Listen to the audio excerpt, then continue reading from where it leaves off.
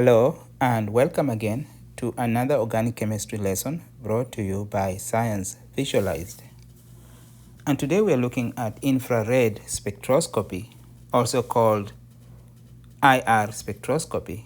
And we are specifically looking at how to analyze IR spectrum, so Fourier transform IR spectrum analysis.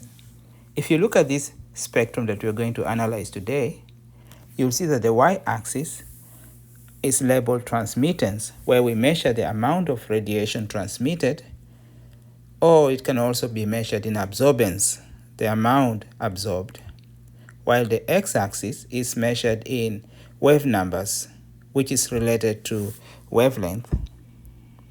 We can see in this formula that wave number equals to 1 divided by wavelength in nanometers. And because of that, wave numbers is measured in per centimeter. Now, if you look at the IR spectrum, you'll see that this region here in purple, which is shaded yellow, is the functional group region. Functional group region. That's because all the important functional groups will appear within this region. And this is used to identify the type of functional groups present in a sample. Next, this region, shaded blue, is called the fingerprint region. Fingerprint region.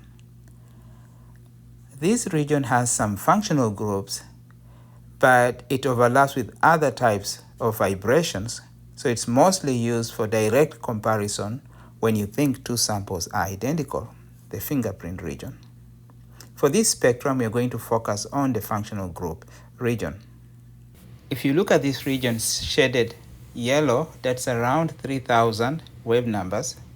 That's actually carbon-hydrogen functional group. So that shows that the sample contains carbon-hydrogen group. Next, we look at this region around 1700 to 1750 wave numbers, and this is shaded blue. This shows that the sample has carbonyl functional group, so carbon-oxygen double bond.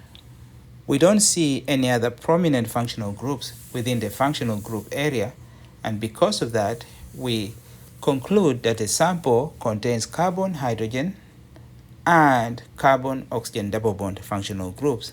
And you see that that matches this structure shown here, which is cyclohexanone. Again, for more information on how IR spectroscopy works, please click the video linked below. Thank you very much for your time. If you enjoyed this presentation, please like the video. Also share, comment, and subscribe to support the channel. Bye. Until next time.